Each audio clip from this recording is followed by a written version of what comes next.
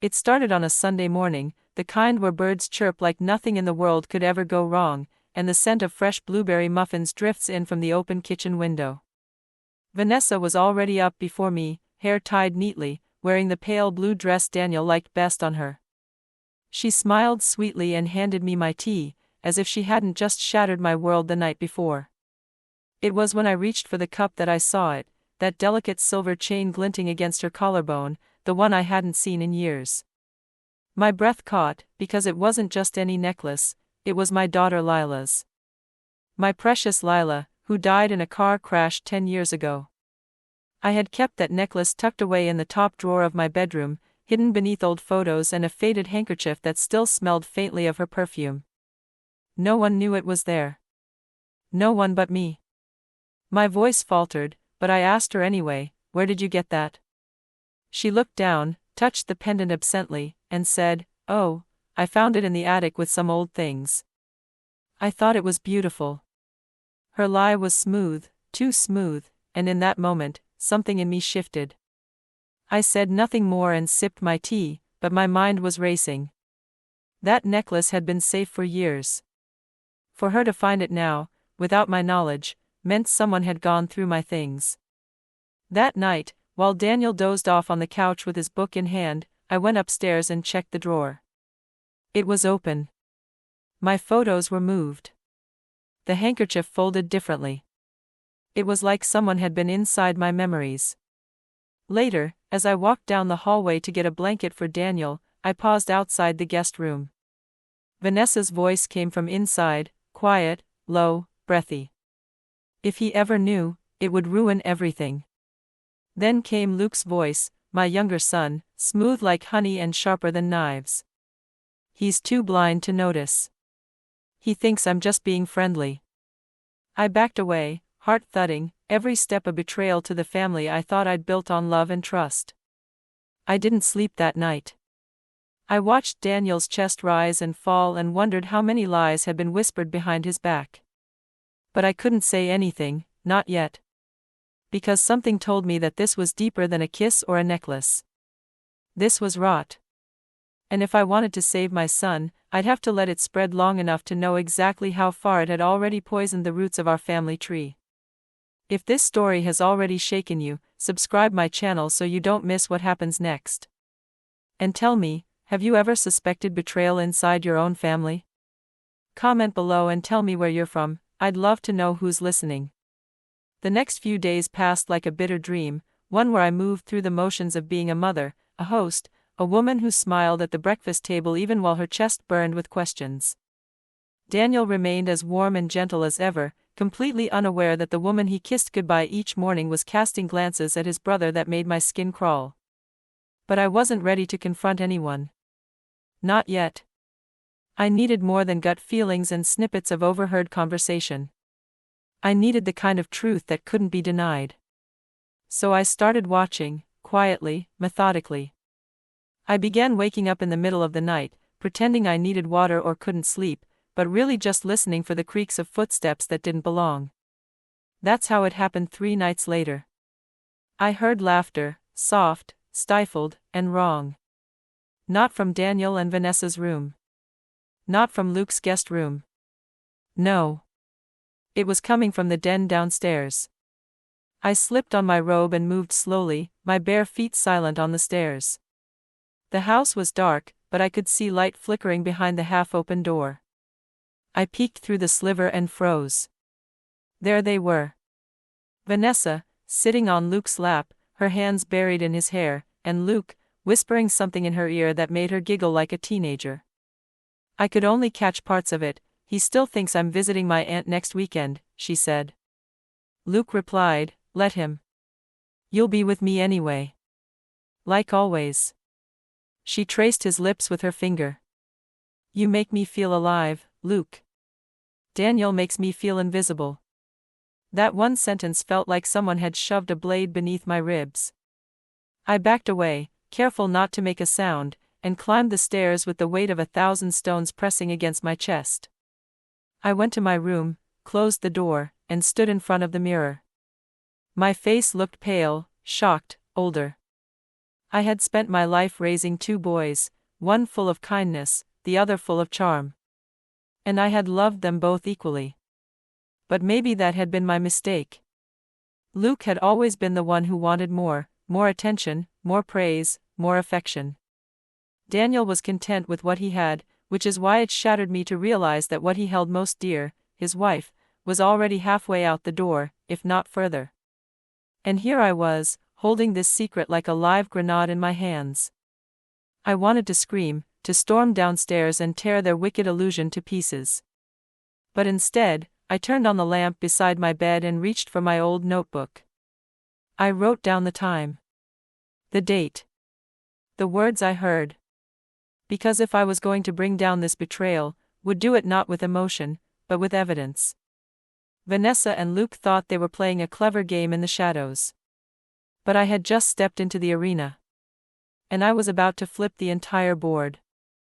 The next morning, the house seemed wrapped in a cruel silence, one where everyone went about their routines pretending life was exactly the same, but only I knew that everything had already changed. Daniel greeted Vanessa with his usual sleepy smile, kissed her on the cheek, and mumbled something about his meeting running late. She responded with a peck on his shoulder, barely meeting his eyes. But as he turned to grab his keys, I noticed something. Vanessa's eyes lingered, not on her husband, but on Luke, who had just come down the stairs, shirtless, towel slung over his shoulder like it was just another lazy morning. The corner of his mouth curved into the kind of smirk a mother learns to fear after raising sons. Vanessa bit her bottom lip, ever so subtly. That tiny motion hit me like a slap. Later, when Daniel left for work, I offered to do laundry, an excuse I used when I needed to search without raising suspicion. I gathered their clothes from the hamper, careful, steady, and then I saw it, Luke's white button-down with a smudge of lipstick at the collar. It was faint, but unmistakable. Not red. Coral. Vanessa's usual shade. I held it up to the light, heart racing, bile rising. When I asked Luke about it casually over lunch, he barely flinched. Probably from a girl at the gym, he said with a wink. You know how they get. I gave a tight smile and nodded, but inside, I screamed. Later that day, I watched Vanessa sitting on the porch with a cup of coffee and her phone. She was smiling at the screen in a way that made me feel sick. It wasn't the warm, private smile a woman reserves for her husband. It was the flirty, giddy smile of someone caught in a secret fantasy. I walked outside slowly, pretending to water the plants. As I approached, I saw the reflection on her screen, a selfie Luke had sent her, shirtless again, flexing slightly, with the words, "Still smell like your perfume. Should I come remind you where I left it?" Vanessa quickly locked the phone when she noticed me, her face slipping into the practiced sweetness I used to believe was real. "Oh. Just checking emails," she said too fast. "Work stuff." I nodded, not trusting myself to speak. My hands trembled slightly, but I kept watering the roses. In that moment, it hit me, Vanessa wasn't just cheating on Daniel. She was building a fantasy with Luke, a slow, intoxicating collapse into something dark and dangerous. And Luke, God help me, he wasn't resisting. He was encouraging it. Feeding it.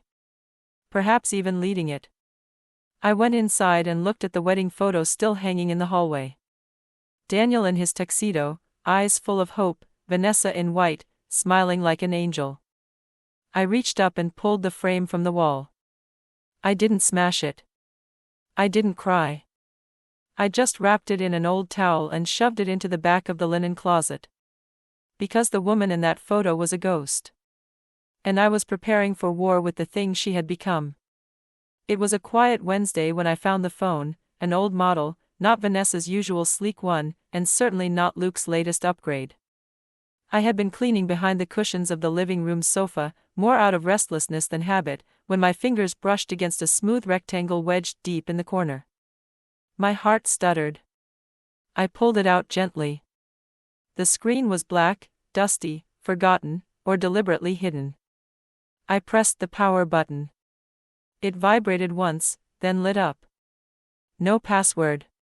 That was odd. Most people guard their devices like diaries, but this one seemed like it was meant to be found. Or discarded. I opened the gallery first, nothing but blurred shots of the living room, a few selfies of Luke half-dressed, and then a video file labeled simply, "Play Me." My finger hovered for a second before tapping it. The screen flickered, then I heard her voice, Vanessa. Whispering. Sultry. Breathless. "I wish you were my husband, Luke," she said, her laugh soft and dangerous. Then Luke's voice followed, low and smug, "Then be mine already. He'll never know." I paused the video, unable to breathe for a second. The air in the room felt thicker, like it knew I was choking on truth. My hands trembled as I opened the audio files. There were several recordings, date-stamped, neatly labeled by days. Monday. Thursday. Sunday. And every one of them was proof. Proof of betrayal. One recording stopped me cold. "Vanessa, if Eleanor ever found out, she'd hate me forever. Luke, she already hates me. What's one more sin?" That broke something in me. Because I didn't hate Luke. Not truly. I had always worried about him, yes, his restlessness, his need for approval, but hate? No. He was my son. My flawed, aching son. And yet here he was, throwing away his brother's heart, dragging Vanessa into his darkness, and dismissing my love like it was nothing but a fading photograph. I copied the files to my old laptop that night, every last one. I even printed transcripts, line by line. If they thought they were being careful, they were fools. They had left a trail of fire through my house, and I was just beginning to trace it backward. When Vanessa returned from grocery shopping that evening, I watched her unload bags while humming to herself. She smiled when she caught me looking. "Got your favorite tea," she said. "Chamomile."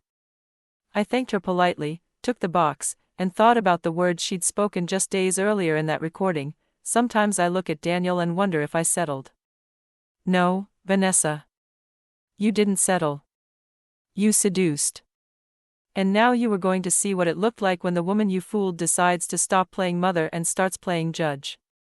It had been years since I stepped foot into Lila's room. The lavender walls still held her scent in memory, though her laughter had long since vanished. I kept the door shut mostly, as if holding grief in a box could protect me from drowning in it. But that evening, something gnawed at me, like a thread unraveling quietly under my skin. Vanessa's necklace had been the first spark. Now, the smoke was everywhere. I had just passed by Lila's room to dust the hallway when I noticed it. The door was ajar. Not wide open, just slightly cracked. Enough to whisper, "Someone's been here." I pushed it open gently, and everything inside looked just as I'd left it: the bookshelf, the neatly folded quilt, the small music box on her dresser. But something was off. The air was different, warmer.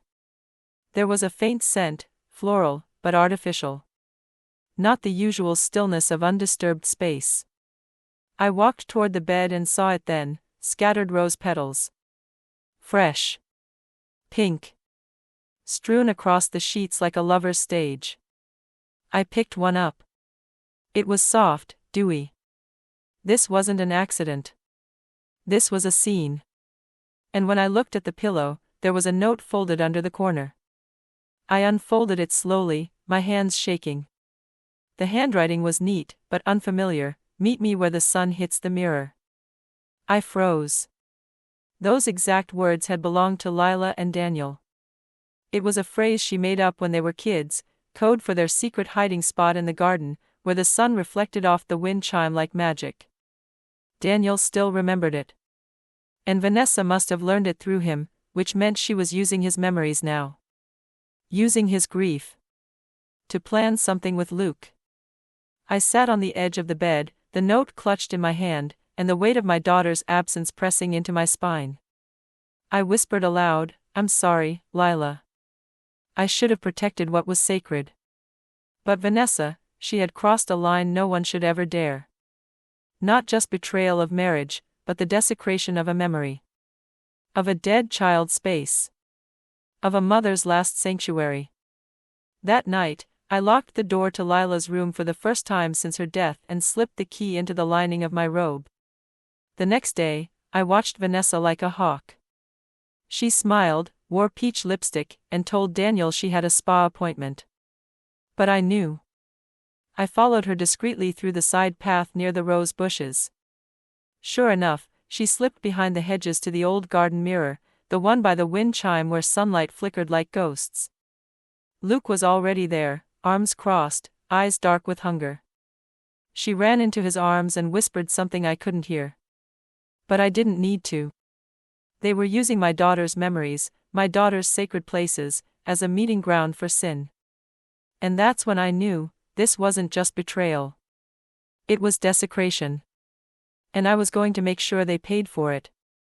I stood in the kitchen that night staring into a sink full of soapy water, my hands submerged and motionless, the sponge forgotten between my fingers. The dishes clinked faintly from the pressure of the water, but my mind was far from the here and now. I was back in the hospital room, 17 years ago, when Daniel held Lila's hand and promised her he'd always look after me after she was gone.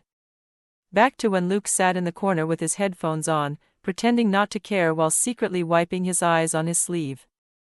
I had raised two boys who reacted to pain in entirely opposite ways. Daniel folded inward, quiet and consistent, the steady type of man a woman could trust. Luke, on the other hand, sought escape in everything, flings, flattery, ambition that sometimes bordered on arrogance. But I loved him no less. That was the curse and the magic of motherhood, wasn't it? You don't get to pick favorites, even when your heart warns you to. I thought about the late nights I spent pacing with Daniel when he had the flu, the little lunches I packed for him until he was 22 and too polite to tell me to stop. I remembered the way he blushed when he first brought Vanessa home, his hands fidgeting, his eyes wide with pride. "She's different, Mom," he'd said, and I believed him. I wanted to believe. Then I thought of Luke. How many times had I forgiven his recklessness? The bar fights. The girls who came and went like passing storms. I thought if I loved him enough, he'd eventually anchor himself. But now, watching this mess unravel, I began to wonder, had I made him this way? Had my soft boundaries, my silent approval in the name of keeping peace, turned my younger son into the kind of man who could seduce his brother's wife? Could this betrayal be a reflection of my own failure? The guilt rolled in like a wave I hadn't braced for. I leaned over the sink, elbows on the counter, eyes shut tight, letting the cold truth sting. Maybe I had been too gentle with Luke and too blind to the cracks in Vanessa's mask. And poor Daniel, my Daniel, was walking through fire barefoot, thinking he was safe, thinking love would protect him. I couldn't tell him yet. Not without destroying him. But I could stop them. I could trap them.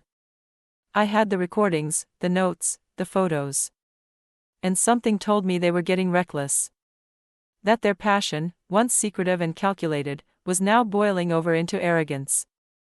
I'd let it bubble for a little longer. Just enough to catch every drop.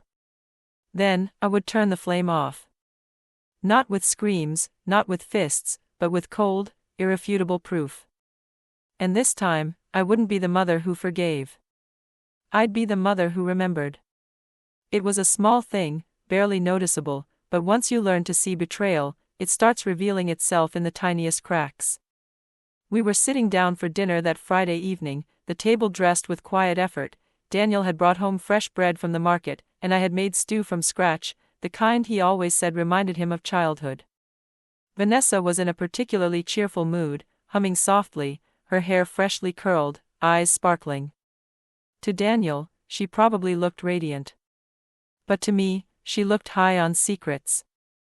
Luke had arrived late, wearing a fitted shirt that I was sure Vanessa had bought for him. She once mentioned she liked burgundy tones on Daniel, but Daniel hated them. Luke didn't. He sat across from Vanessa, not next to her, and I noticed how her eyes lit up in a way they never did when she looked at her husband. We passed around plates, the conversation light, and then she poured wine, first for Luke, then herself, and never once offered Daniel a glass. She didn't even glance in his direction when she reached for the bottle again. I watched closely. She lifted her glass and took a slow sip, the coral lipstick smearing lightly on the rim. Then, as Daniel stood to check the oven, I saw it. Luke leaned forward, took her glass, and drank from it. Right from the smeared spot. They both smiled, just slightly. A silent intimacy passed between them, so quick it might have gone unnoticed to anyone else. But not to me. My chest burned with the knowledge, but my face never betrayed it. I just stirred my stew and nodded politely when Daniel complimented the flavor. Later, after everyone had gone to bed, I retrieved the wine glass. I placed it carefully in a Ziploc bag and stored it in a drawer beneath the sink, not because I needed it as evidence, but because I couldn't bear to wash it. It was the physical imprint of their sin, staring back at me in a ghostly shade of coral. The next morning, I checked the trash out of habit and found a balled-up napkin, thick with the same lipstick color. I opened it gently, and inside was a scrap of paper with a phone number and a lipstick kiss. No name. Just a message, in case we get careless. They were planning for exposure. Planning for fallout. And that meant they weren't just having a fling, they were preparing for war. Luke had always been clever, but Vanessa, she was the dangerous one. Beautiful, calculated, fearless. She had no intention of ending this affair. If anything, she was feeding it like a fire, and Luke was too arrogant to fear the burn. But I wasn't afraid. I was calm. Collected. And I had started to write everything down, dates, phrases, timestamps, even shadows I noticed passing through the hallway at night. I wasn't going to scream or beg or plead for them to stop. I was going to bury them in their own wickedness, and when I was done, even the wine glass would be a weapon. It started with a simple excuse. Vanessa claimed her aunt in Charleston had taken ill, and she needed to fly out for the weekend to help with appointments and errands. She said it with just the right amount of sorrow, her voice dipped low, and her hand resting gently on Daniel's arm like a dutiful wife. Daniel nodded, concerned of course, and offered to cancel his plans to accompany her. Vanessa, ever poised, insisted she'd be fine. "It's a small thing," she said, "just a quick trip. I'll be back before Monday dinner." I watched this entire performance from across the room, my knitting needle paused mid-air. Because I knew something she didn't know I knew, her aunt had passed away last year. I had sent flowers. Attended the service. I didn't say a word. I just smiled, nodded, and made a mental note to dig deeper. That night, I crept into the guest room where Luke stayed, under the guise of changing the sheets. He was out with friends, or so he claimed. On his nightstand, half hidden beneath a tattered novel, was a boarding pass stub for Myrtle Beach. Not Charleston. The departure time matched Vanessa's story. My hands trembled as I took a photo of the stub and slid it back into place. A few hours later, I peeked into Luke's closet and saw a duffel bag neatly packed, zipped, and ready. A bottle of Vanessa's perfume, yes, the same one she wore on her wedding day, was tucked into the side pouch. My stomach turned. The next morning, I stood by the kitchen window and watched as Vanessa hugged Daniel goodbye with fake urgency, then wheeled her suitcase out to the car where Luke was already waiting behind the wheel. Not a cab. Not a friend. My younger son. He didn't even glance toward the house. Vanessa blew a kiss over her shoulder, toward no one in particular, and got in. Daniel stood in the driveway with a gentle smile, waving. He thought she was going to help family. He had no idea she was going to roll around in hotel sheets with his brother. I watched them pull away and disappear down the road. Something in me snapped. I went back inside and opened the drawer where I kept my old Polaroid camera. Not the digital one, not the one they could hack or erase. The Polaroid. Paper-proof. I started packing my own small bag, just toiletries, one change of clothes, and a notebook with all my gathered notes. I booked a room at the same hotel where the boarding pass indicated they were staying, under a different name. And then I got into my car and followed them, 1 hour behind. I didn't need confrontation. Not yet. What I needed was the final image. The final proof. And something told me I'd find it between the linen sheets of a beachfront lie. The coastal air clung to my skin like guilt as I pulled into the hotel parking lot late that afternoon, my heart thudding in a rhythm too steady to feel normal. I wore sunglasses and a sun hat, more for armor than disguise, and checked into my room using the name Margaret Shaw, an old friend long past but never forgotten. My room was on the 3rd floor, just one down from the suite listed on the boarding pass stub I had photographed. Suite 405. I took the elevator up, noting every detail: red carpet, gold-trimmed wall lamps, the distant murmur of ocean waves beyond the glass. Then I passed by 405. My breath caught. The door was slightly ajar, just a sliver, as if it hadn't latched completely. And inside, I could hear soft laughter, Vanessa's. Faint music played, something jazzy and slow. I didn't dare peek in, not yet. I needed timing, precision. I walked past and settled into my own room directly above them, window open, ears straining. I didn't sleep that night. I waited. At dawn, I crept back downstairs and found the housekeeping cart parked by the stairwell. An older maid was refilling her tray. I approached with a warm smile and soft voice, mentioning how clumsy I'd been. I lost my room key. She asked which room. I told her 405. She smiled and handed me a spare without blinking. I thanked her and walked away slowly, key clenched in my fist like a loaded weapon. I waited until I saw the two of them leave around noon, Luke in swim trunks, Vanessa in a pale yellow sundress that clung to her like it had something to prove. They kissed in the hallway. Openly. Boldly. Then disappeared down the stairs. My hands shook, but I slipped the key into the lock of 405 and stepped inside. The air smelled like vanilla and betrayal. The room was messy with passion. Sheets crumpled. 2 wine glasses on the nightstand. One had coral lipstick smudged into the rim. There were clothes scattered everywhere, his shirt near the door, her heels tossed by the bathroom. I walked to the desk and found a note: "You were right, baby. This bed feels better without his name on my ring." I didn't cry. I didn't scream.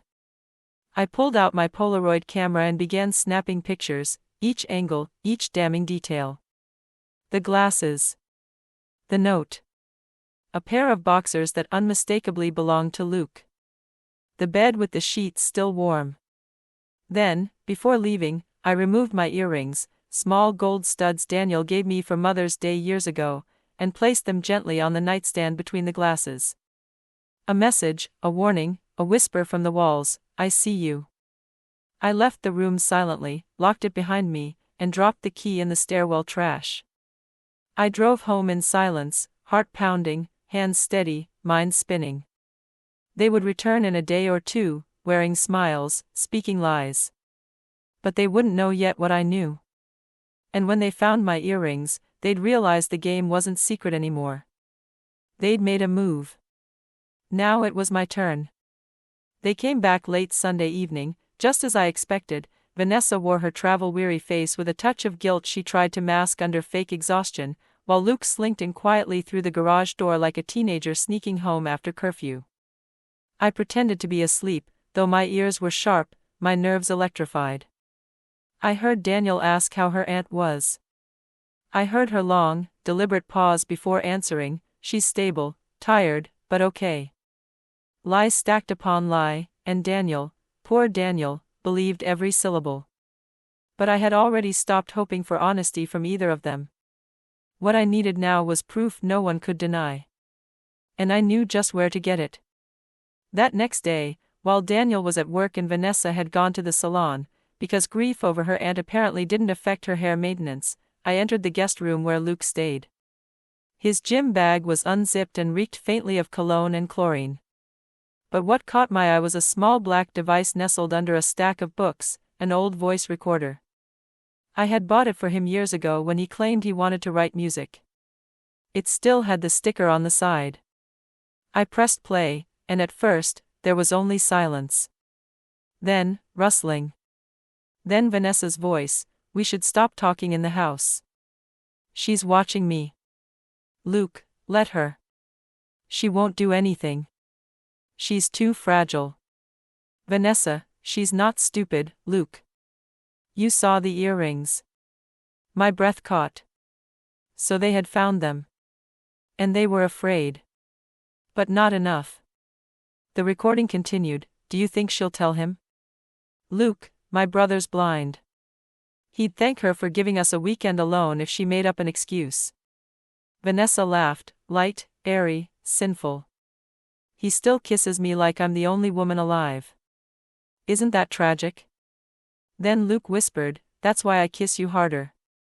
To remind you which one of us knows what you really want. I hit stop, bile rising in my throat. My hands shook, but not from weakness, from rage.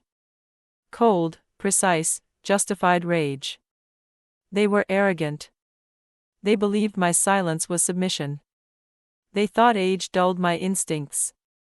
But I hadn't just raised boys, I had raised wolves. And now one of them had bitten the hand that fed him.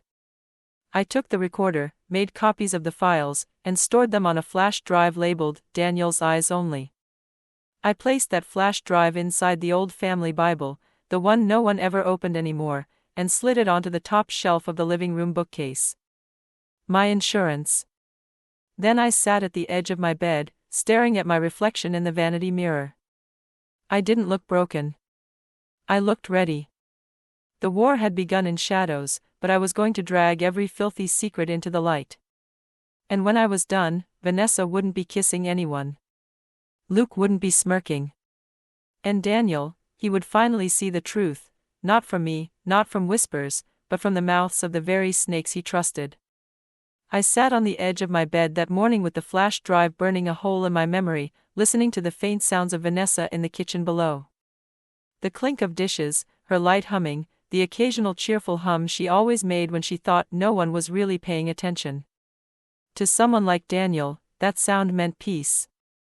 To me, it sounded like deceit trying to dress itself up as domesticity. I looked at the bedroom door, then back at the mirror. For a moment, I imagined what it would feel like to march downstairs, slam the recorder onto the counter, and scream until the walls cracked. I imagined Daniel's face as he listened, how his kind eyes would widen, how his breath would hitch, how the foundation of everything he'd built with her would shatter in front of him. I wanted to see that moment. I wanted them both to suffer for what they'd done. But then I saw it in my mind, Daniel's quiet way of enduring pain, the way he swallowed it down and held it like a secret under his ribs. He wouldn't yell. He wouldn't rage. He would retreat. He would isolate. And it would break him. Because for Daniel, betrayal wouldn't come with fists, it would come in silence, in the realization that he had shared a bed with a woman who made love to his brother while calling his mother paranoid. So I changed my plan. I wouldn't just expose them. I would dismantle them. Strategically. Deliberately. I needed more than words, I needed time, timing, and undeniable evidence that left no room for apologies or backtracking. So I returned the voice recorder where I found it, untouched. Let them think they were still safe. Let them slip deeper into their illusion. I would be the wall that slowly closed around them. That afternoon, I watched from the porch as Luke returned from his gym run, shirtless, glistening with sweat, the cocky swing in his step that made women look twice and mothers flinch. He winked at me. Winked. As if I was just another ignorant prop in the backdrop of his careless seduction. Afternoon, Ma, he said with that casual charm that once made me laugh. Vanessa's inside? In the shower, I replied evenly. His smile twitched. Guess I'll go say hi. He didn't even wait for a response. I sat there on the porch swing, heart hammering but face composed, and listened through the open window as his footsteps moved through the house. Then silence. Then water. Then a faint giggle. Then her voice, barely above a whisper, locked the door. Quick. I closed my eyes. Counted to 10. Swallowed the bile that rose in my throat. My fingers curled tightly around the notebook in my lap. I wrote the time. The date. The sound. I wrote the word shower and circled it twice. When the house quieted again an hour later, I went inside and passed by the bathroom. The air was still thick with steam. Her towel was slung across the sink. His cologne hung in the air. And I thought about all the ways I could destroy them in that moment: photographs, recordings, letters to Daniel, a gathering of friends and family in the living room with a slideshow of their sins. But it felt too merciful. Too sudden. No, I wanted them to feel it coming. To sense the shift. To lose sleep wondering what I knew, how I knew it, and when the hammer would fall. So I did the one thing they never expected. Nothing. I smiled. I cooked dinner. I asked Luke if he wanted another slice of pie. I told Vanessa I liked her new earrings. And that night, when I sat alone in my room, I planned. Carefully. Slowly. I was no longer a mother hoping to salvage a broken home. I was an executioner wearing an apron, waiting for the clock to strike. It was barely 6 in the morning when I found it. The house was still quiet, dawn bleeding slowly through the kitchen window as I moved about, pouring myself tea before the others stirred. I opened the pantry for sugar, then paused. The trash bin, usually tucked neatly in the corner, was slightly out of place. Something white poked out from the edge of the bag, crumpled, yet deliberate. I don't know what instinct drove me to pull it free, but I did. And there it was. A pregnancy test. Positive. 2 bold lines. Clear. Sharp. Like a dagger meant to pierce whatever hope remained in this house. My breath caught. My fingers froze midair, holding the plastic stick like it was a ticking bomb. The kitchen clock ticked louder somehow, echoing in the stillness. Pregnant. Vanessa was pregnant. And Daniel, sweet, faithful Daniel, was still dreaming upstairs, probably smiling in his sleep, thinking his wife was everything she appeared to be. I carefully folded a paper towel around the test, slipped it into a Ziploc bag, and slid it into the back of the freezer behind an old container of soup.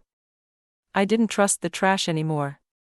Not when I was surrounded by liars. A storm of questions swirled in my chest. Was it Daniel's? Could it still be? Or had the timeline already blurred beyond repair? Later that morning, Vanessa floated into the kitchen in a peach-colored robe, humming again, hair wet from her shower. She poured orange juice, took 2 small sips, then paused, her eyes flicking to the trash can. "I think we need to get a new liner," she said lightly. "I threw something out by accident." I smiled. "I already took care of it." Her shoulders stiffened, but only for a second. "You're always a lifesaver, Eleanor," she replied, masking her nerves with charm.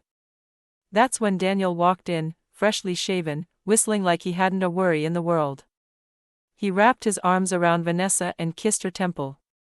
"I had a dream we had a baby," he said softly. "A little girl with your eyes and Mom's smile." My heart cracked. Vanessa laughed, sweet, airy, perfect. "Maybe your dreams are telling the future," she whispered, laying a hand on her stomach. I wanted to scream. To grab him, shake him, show him the test, the photos, the recordings, everything. But he looked so happy. So trusting. I couldn't do it. Not yet. Not while he still saw the world through rose-colored glass. That afternoon, I drove to a private clinic 2 towns over. No ID required, no questions asked. I handed over the sealed pregnancy test and paid for a prenatal DNA analysis. The nurse raised a brow, but didn't comment. "You'll get results in 5 days," she said. I nodded. 5 days. 5 days until I knew whether this child was my grandchild, or my shame. When I returned home, Vanessa was in the living room flipping through a baby catalog, humming again. Luke was upstairs, probably showering, texting her from 3 doors down. I stood in the doorway and watched her for a long moment. "Planning already?" I asked. She looked up, eyes wide with practiced surprise. "Just dreaming," she said. This baby is a blessing, Eleanor. I think it'll bring the family closer. I nodded slowly.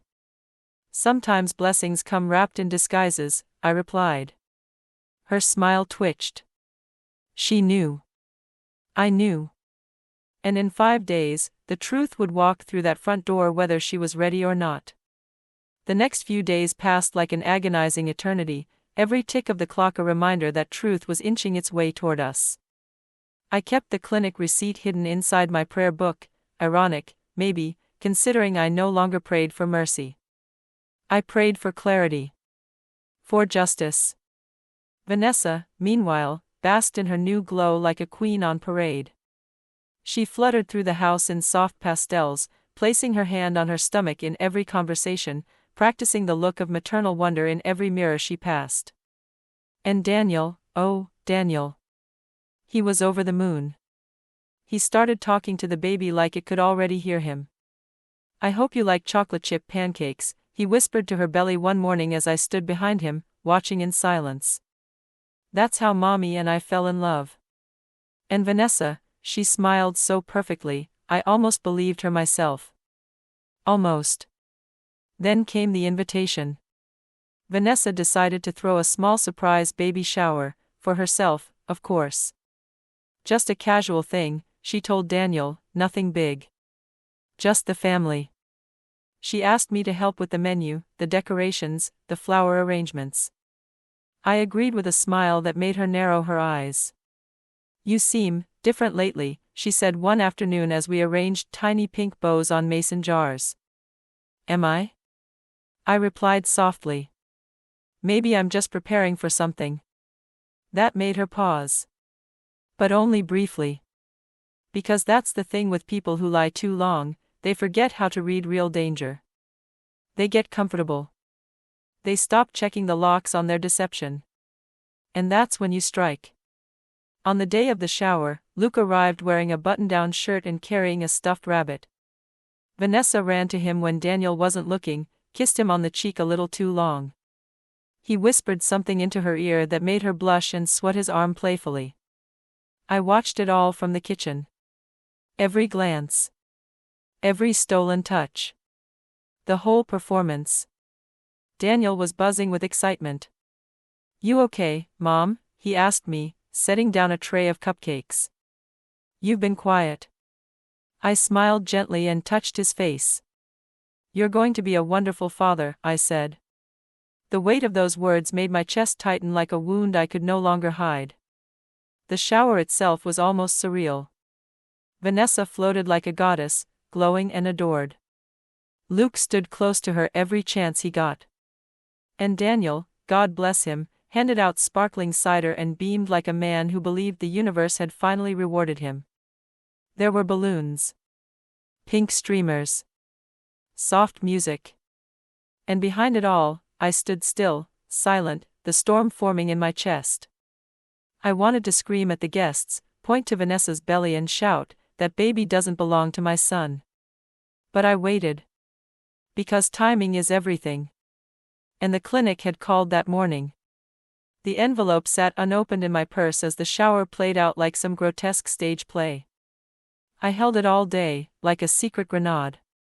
After the guests left and the dishes were done, I went upstairs and sat at my desk. I stared at the envelope for a long while. Then I opened it. The words were simple, clinical, but they hit like a hammer. Paternity match, Luke Carter. Not Daniel. Luke. I let the paper fall onto the desk and leaned back in the chair. My throat was dry. My eyes burned, but no tears came. Just a slow, simmering quiet. It was done. The truth was here. She was carrying my younger son's child while pretending to be the wife of the elder. And I had the power to end it all. But I wouldn't do it yet. Not until I made them look each other in the eye. Not until they realized just how far they'd fallen. Because now, I wasn't just the mother who knew. I was the woman who would make sure their lies destroyed them. One thread at a time. I didn't sleep that night. I sat by the window, watching the moon cast shadows across the garden Lila once played in, my fingers gently pressing the sealed paternity report like it had a heartbeat of its own. Below me, the house breathed with silence. Vanessa and Daniel slept in their room, one dreaming in betrayal, the other dreaming in innocence. And down the hall, Luke's door was cracked, light still on.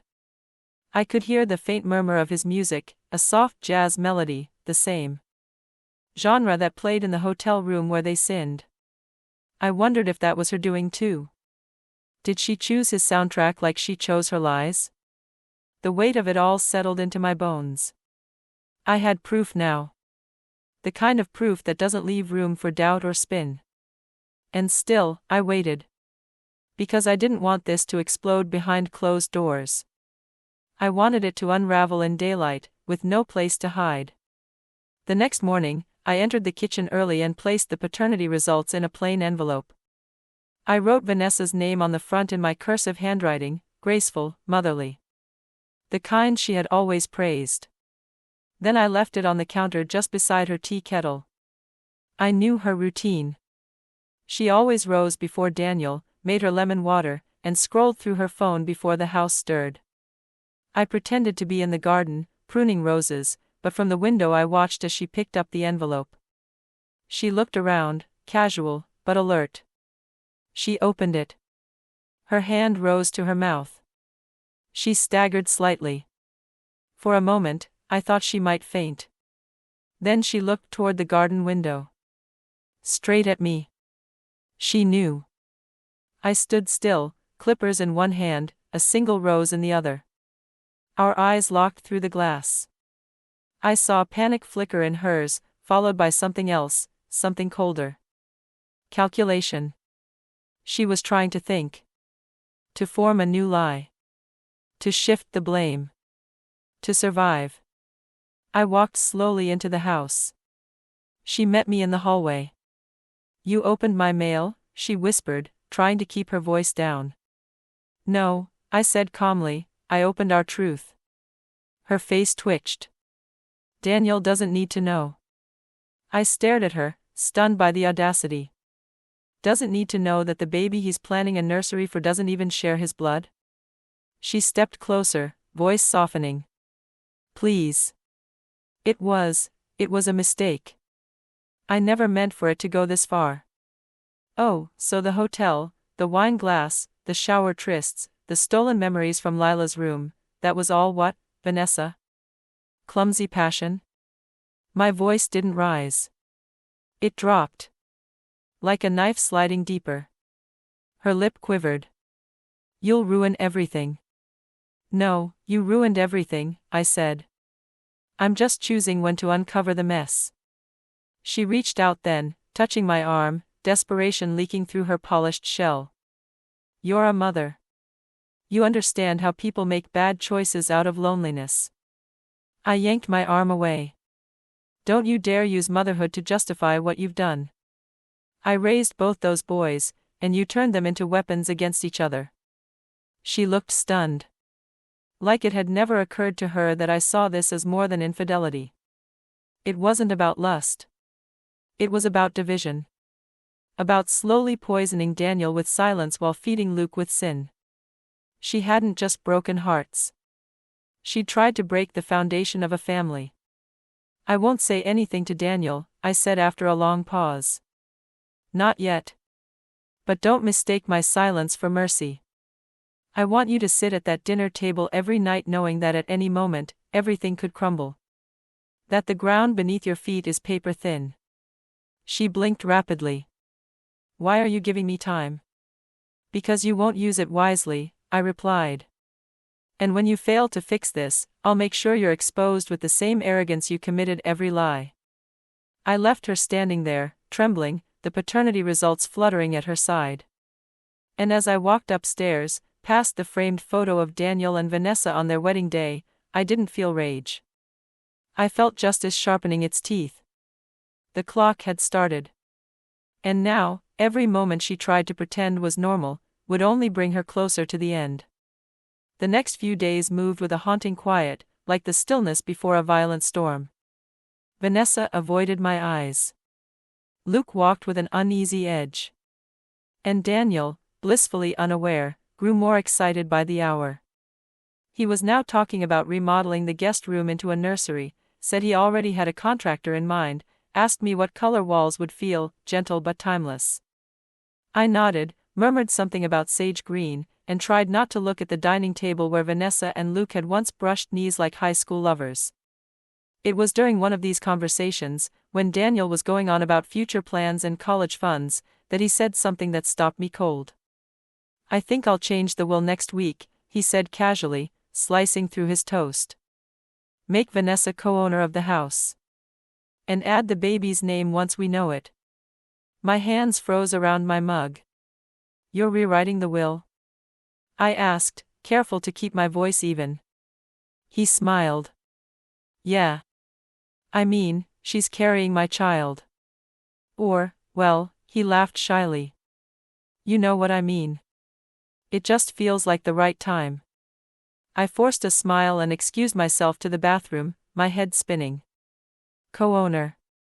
The woman who had seduced his brother and lied about her pregnancy would soon own half of the house Daniel had paid for with a decade of sweat and sacrifice. I knew I couldn't let it happen. Not yet. Not while her betrayal was still hidden under the mask of motherhood. That night, I feigned a dizzy spell at dinner.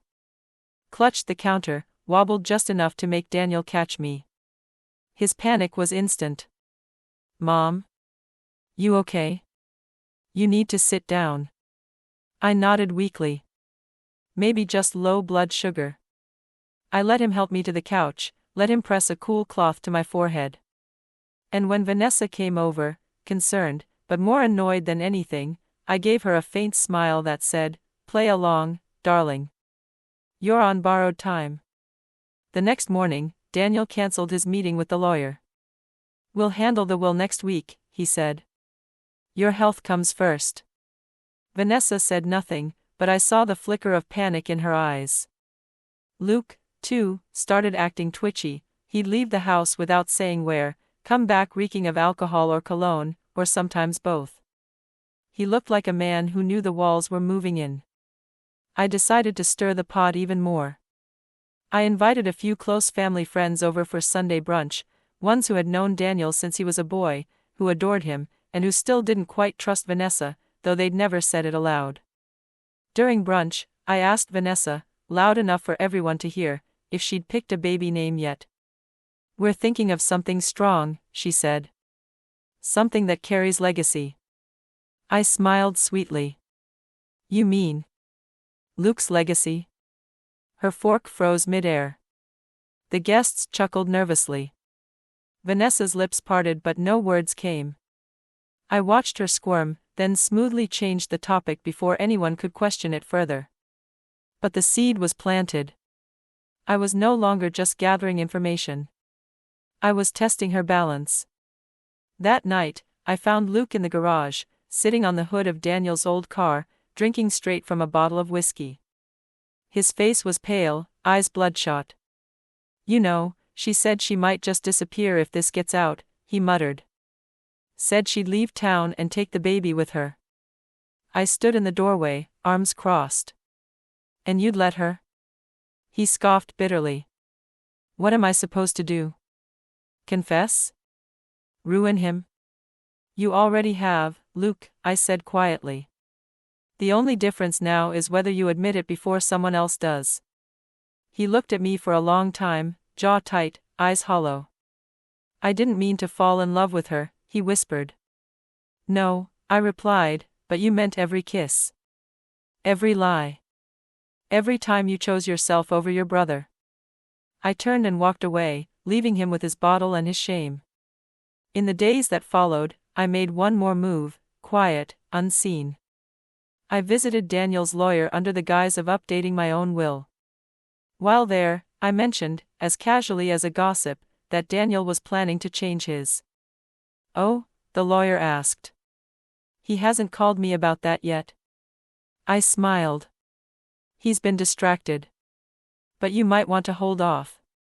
There's family tension brewing. I'd hate for him to make decisions he might regret." The lawyer nodded slowly. "Understood." The will was paused. The power shift was mine.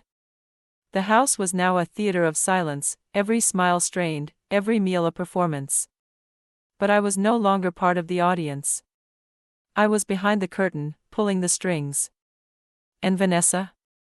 She was still center stage, too arrogant to realize the spotlight was about to burn her alive.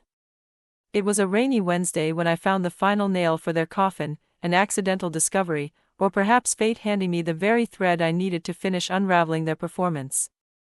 The storm outside had been rolling for hours, thunder rumbling like a drumbeat beneath my skin. Vanessa had gone out shopping, another excuse to disappear with her phone, no doubt texting Luke updates from the boutique while pretending to shop for Daniel's child. Daniel was in his study, poring over project deadlines.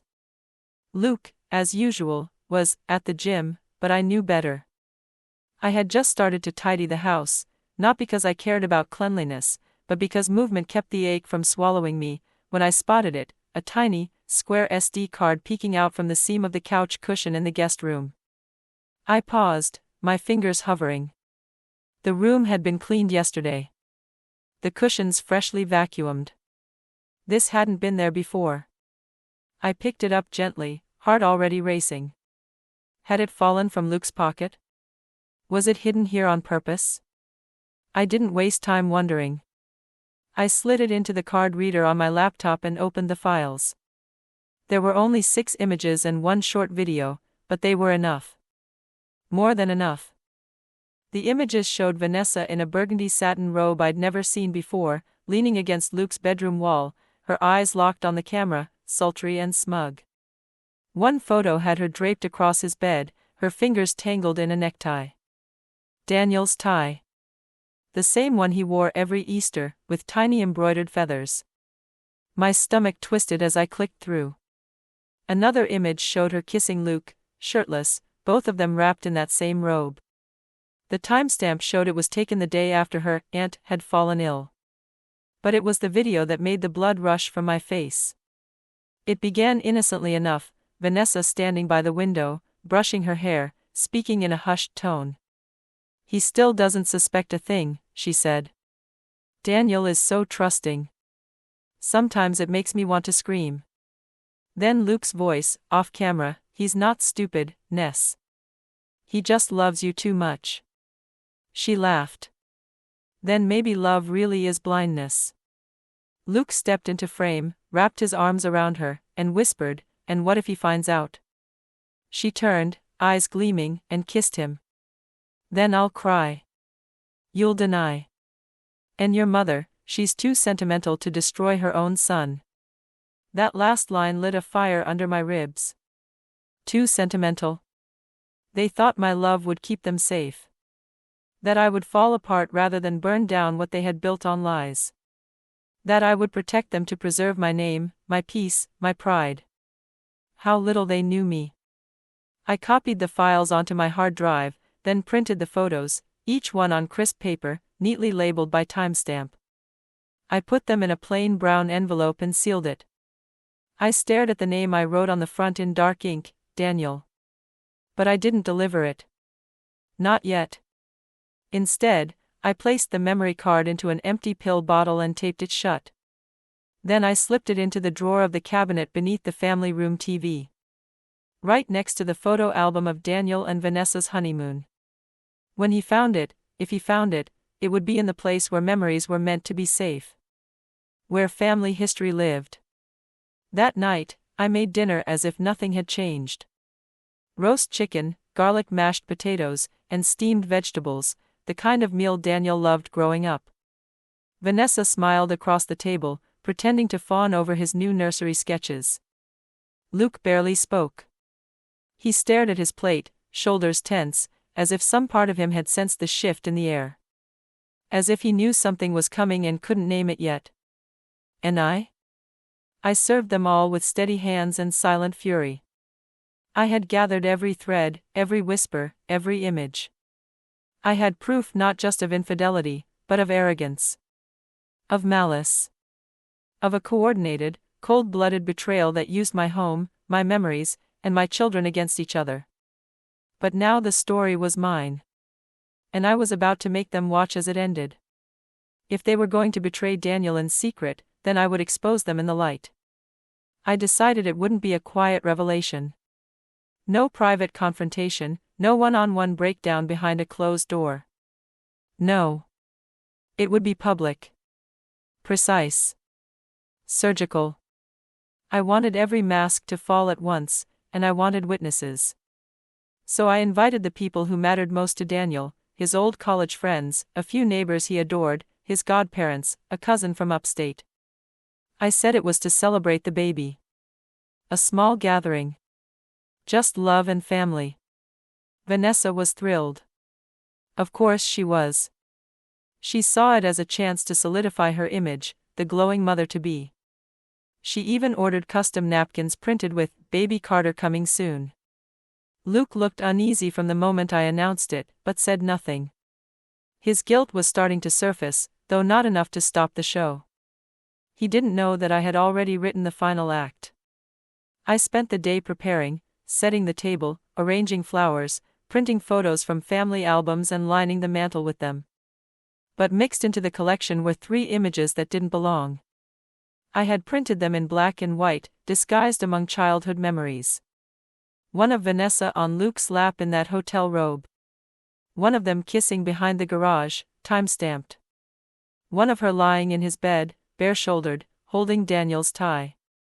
Then I created the centerpiece, a small television screen on a rolling stand, positioned near the mantel. I told everyone it was for a slideshow tribute, family through the years. And no one questioned it. The guests arrived just after 7. Laughter filled the rooms. Glasses clinked. Daniel stood with his arm around Vanessa's waist, smiling like a man whose life was finally falling into place. I watched her fake modesty as people complimented her glow, her style, her marriage. Luke kept near the bar, drinking faster than usual. I waited until dessert. Then I dimmed the lights. "Before we end the evening," I said, standing near the screen, "I thought it would be nice to look back at how far we've come." I clicked play. The first image appeared, Daniel as a child, grinning in his Little League uniform. Laughter. Then a photo of Daniel and Lila blowing candles on a shared birthday cake. Smiles. Next, his graduation photo. Vanessa squeezed his hand. Then, it began. The hotel room. Vanessa draped over Luke's lap. Silence. The second photo, her hand on Luke's chest, her lips brushing his. The date and time, 2 days before Daniel's birthday. Gasps. Murmurs. I didn't say a word. I clicked once more. The short video played. The voices rang out clear. "He still doesn't suspect a thing, Daniel is so trusting," then Luke's voice. "He just loves you too much." Daniel turned toward the screen slowly, face frozen, as if his brain couldn't catch up with what his eyes were seeing. Vanessa stepped forward. "Eleanor, what is this?" she demanded, her voice brittle. I ignored her. "Luke," I said, calmly, "would you like to explain?" He opened his mouth, then closed it. His face pale. Sweat on his upper lip. "Vanessa?" I added. She looked around the room, guests frozen, Daniel's godmother with her hand over her heart. Daniel just stood there. Still. Silent. "You're all misunderstanding," Vanessa whispered. This is out of context," I stepped forward. "You carried your betrayal into my house, into my daughter's memory, into your husband's bed. And you thought you were smarter than everyone." Daniel's eyes finally moved. They landed on her. "Is it true?" he asked, his voice hoarse. She tried to reach for him. "Baby, listen," he stepped back. One small, final step that shattered the last of whatever was left between them. "I asked you a question," he said again, this time louder. Firmer. Vanessa didn't answer. Luke hung his head. The room emptied quickly after that, no one wanted to linger in the wreckage. The silence afterward felt like the eye of a hurricane. Daniel didn't yell. He didn't cry. He just walked out the front door. And this time, no one stopped him. The front door clicked softly behind Daniel, but the sound felt louder than a scream. The house stood frozen, as if even the walls weren't sure what to do next. Vanessa stood motionless in the middle of the room, still clinging to the air where Daniel's hand had once held hers. Her mascara had smudged, her lipstick faded, but what stunned me most was her silence. For once, she had nothing to say. No excuses. No carefully arranged words. Just panic behind her pretty eyes. Luke sat hunched on the edge of the couch, elbows on his knees, head in his hands. He hadn't moved since the video ended, except to pour himself another 2-finger glass of whiskey and knock it back like it might erase what had just been revealed. I remained standing. I wanted them both to sit in the ashes of what they had burned. To feel it. Breathe it. Let it choke them. Vanessa was the first to speak. "Why would you do this in front of everyone?" she whispered, looking at me like I'd betrayed her. "You humiliated us." "No," I replied quietly. "You humiliated yourself." I simply pulled back the curtain. She moved toward me, her tone shifting into desperation. "Eleanor, please. He'll leave me. He'll never forgive this." I tilted my head. "Then maybe, you should have considered that before you tore him apart from the inside out." Her lip trembled. "I made a mistake." "No," I said, voice still calm, "you made choices. Over and over. You chose the lies. The bed. The secrecy. The manipulation. My only mistake was letting you live under this roof for so long thinking you were safe." Luke finally raised his head, his eyes bloodshot, face hollow.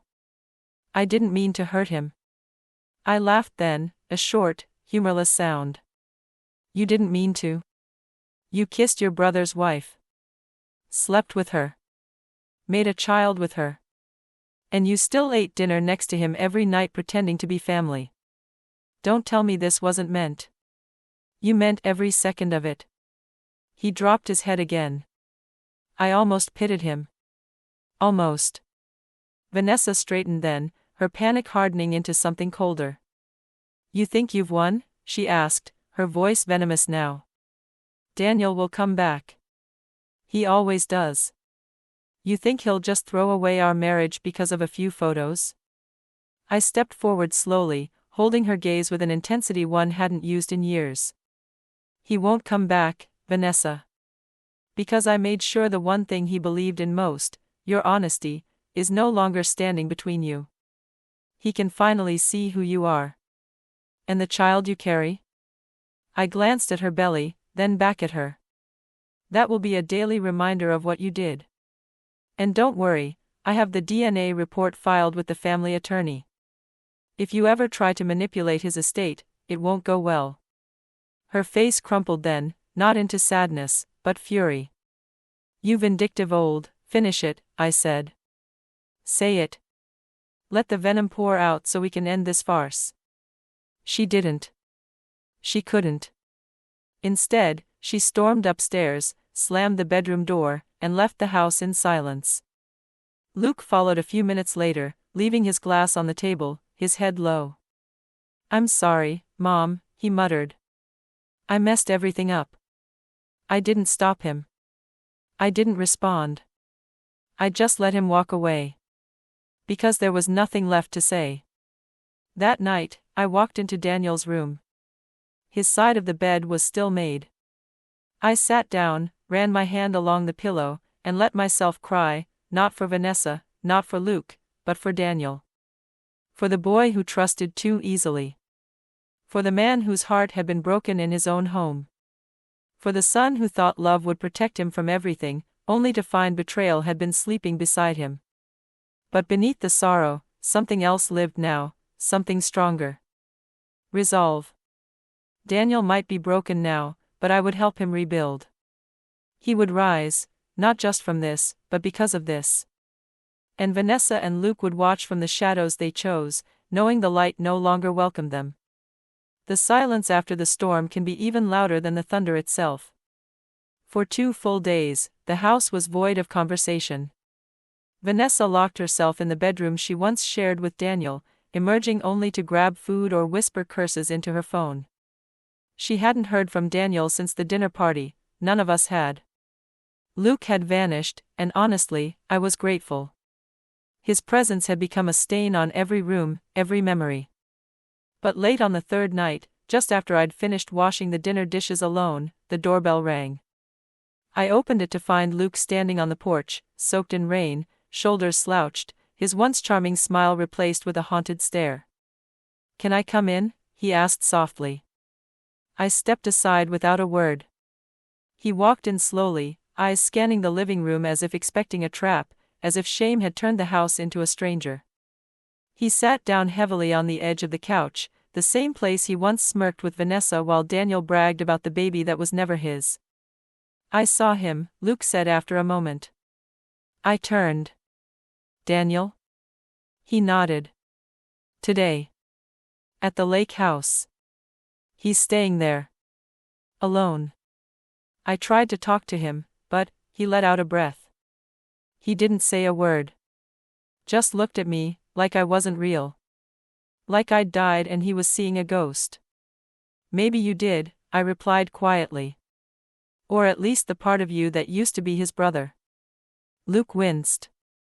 "I didn't go there to make excuses. I wanted him to hit me. Yell at me. Something. But he just walked back inside and closed the door."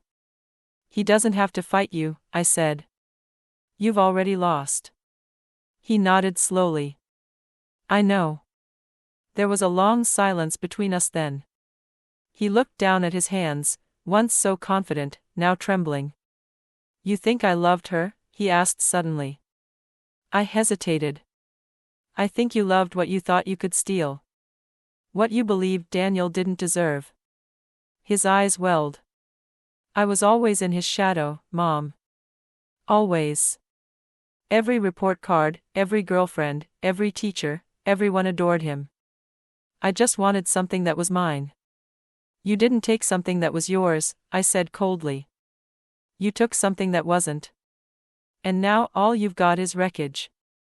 He wiped his eyes. I keep seeing his face. The look in his eyes when the video played. Like I'd stabbed him without touching him. I stared at him. "That's because you did." Luke sobbed then, quietly, the way grown men do when the guilt finally outweighs the lie.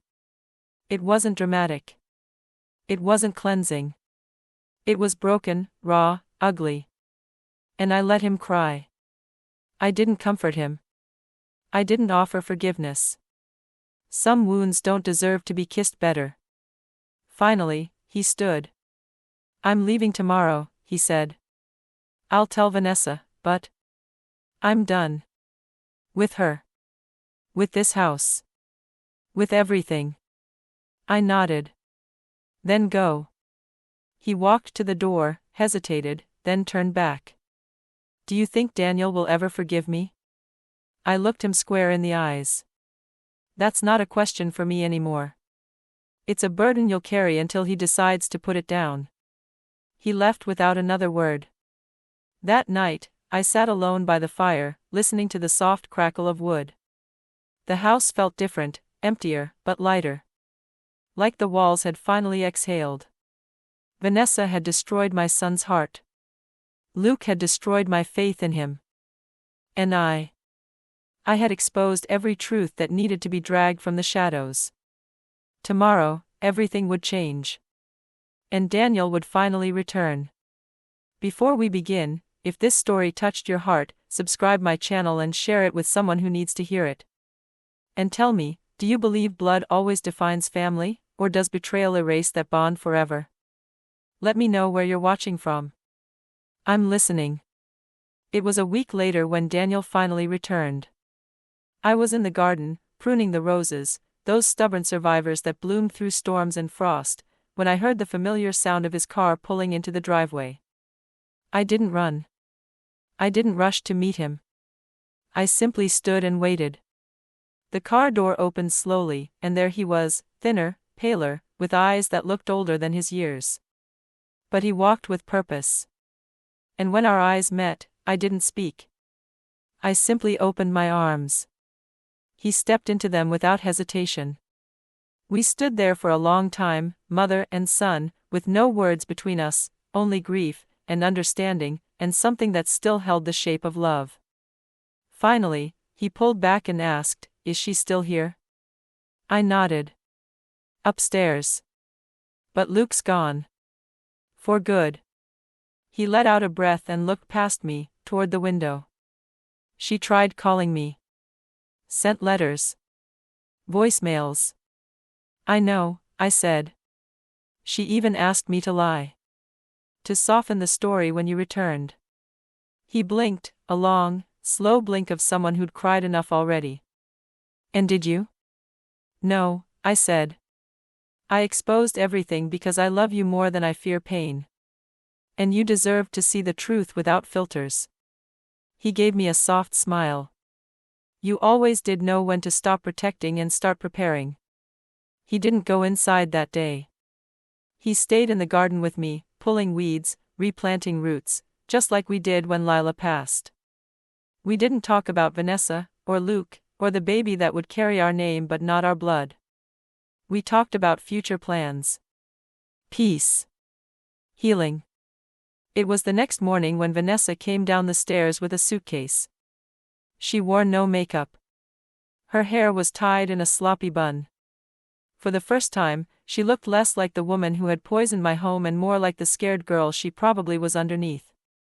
She stopped in the doorway and whispered, "He's not going to take me back, is he?" I looked at her long and hard. "No," I said.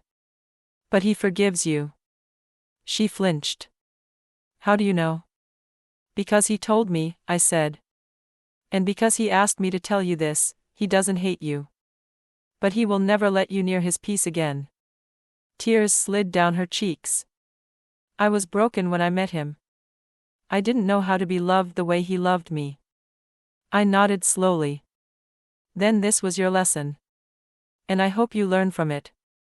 She stepped forward, hesitated, then surprised me. She reached for my hand. "You're still the only mother I ever wanted."